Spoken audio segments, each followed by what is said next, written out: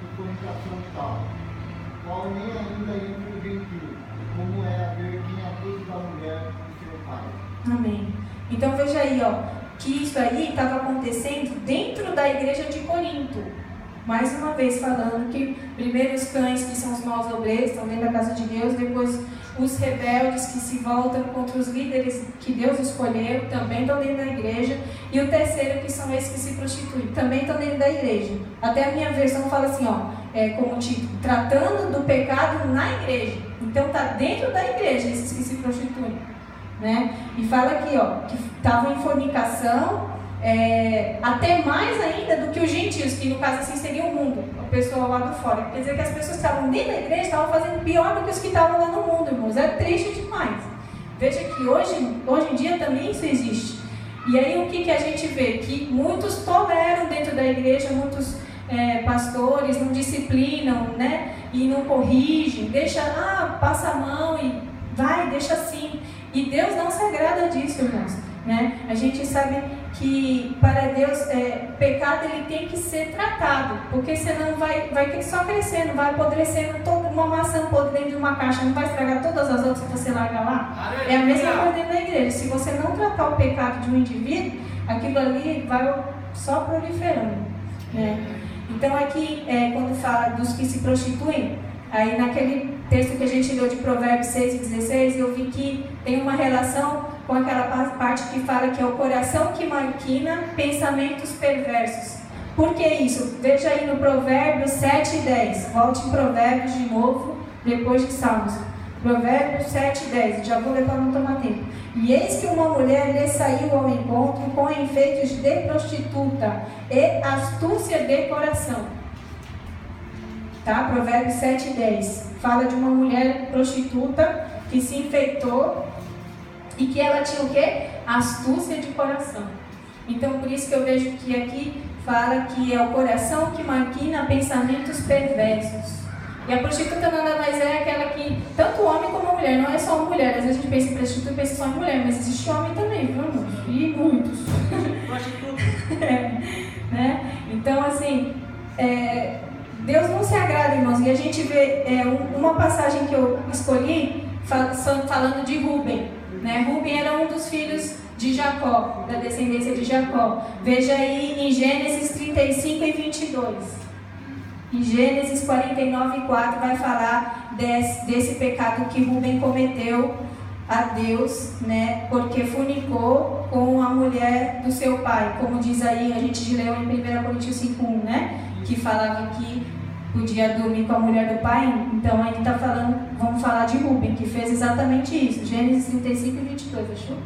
25?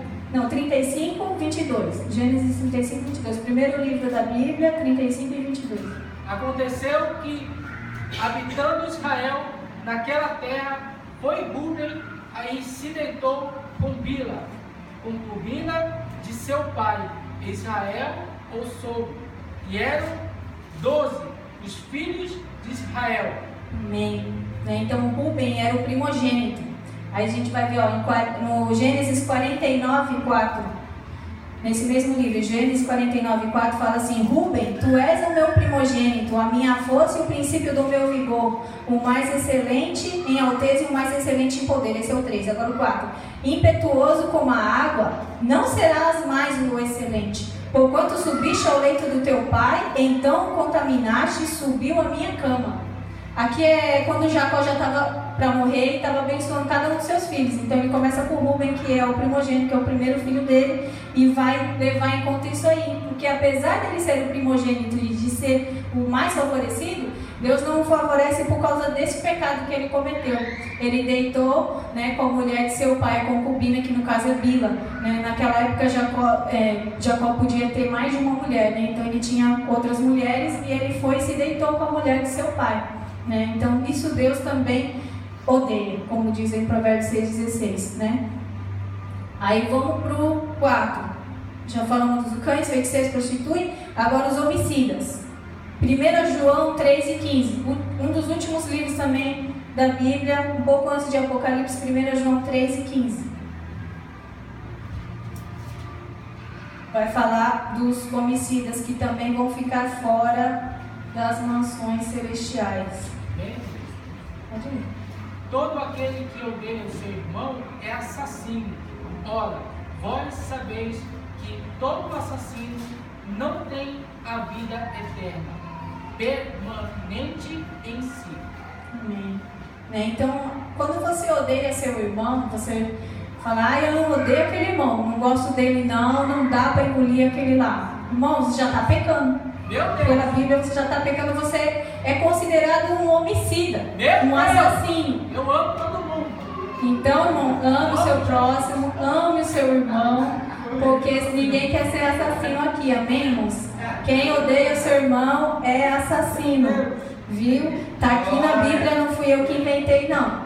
Né? Então, isso aí, quando fala em homicida, voltando lá em Provérbios 6,16, eu encaixei aqui irmãos que derramam sangue inocente, né? Pessoas que matam as outras. E aí, um exemplo que eu coloquei de Caim e Abel, que até inclusive a missionária Kézia pregou sobre isso, né? Vamos lá, para não ficar nas minhas palavras. Gênesis 4, versículo 8, primeiro livro da Bíblia, um dos primeiros capítulos, capítulo 4, versículo 8. Vamos lá. Gênesis 4 e 8. Vamos falar do primeiro homicídio que aconteceu na Bíblia, que a gente tem registro, está aqui. Gênesis 4 e 8. Amém.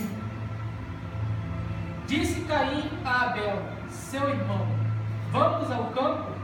Estando eles no campo, sucedeu que se levantou Caim contra Abel, seu irmão, e o matou. Amém. Está aqui escrito, né? Além deles serem irmãos de sangue, também eles eram irmãos fraternos como a gente é aqui. Então dentro da igreja também tem isso, esse ódio entre os irmãos, existe.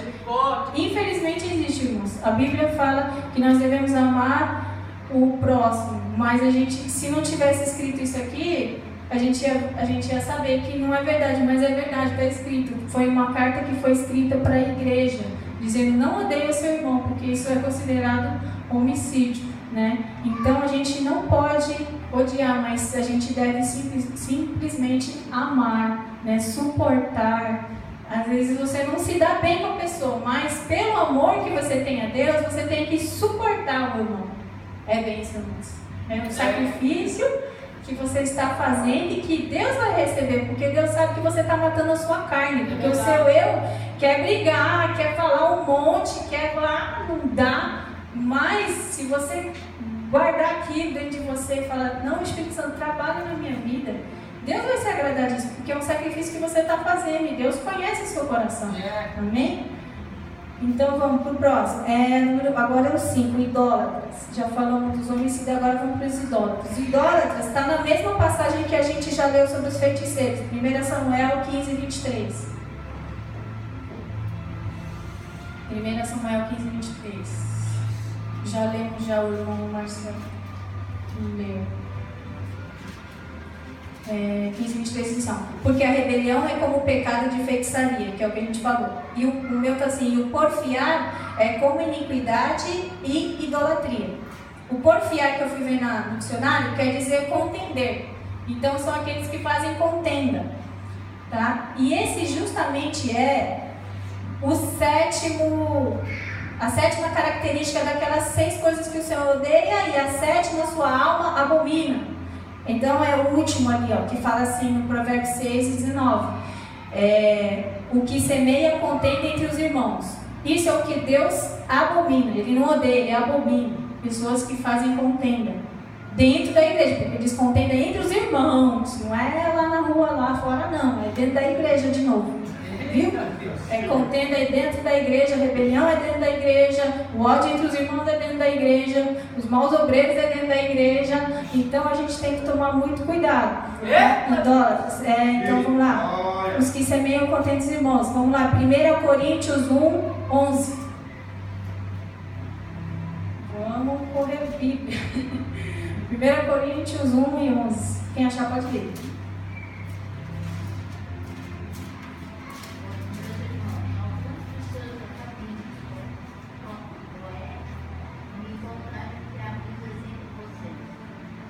Isso, né? Então ele já ficou sabendo, Paulo ficou sabendo pela vida dessa família de Cloé, que havia contenda entre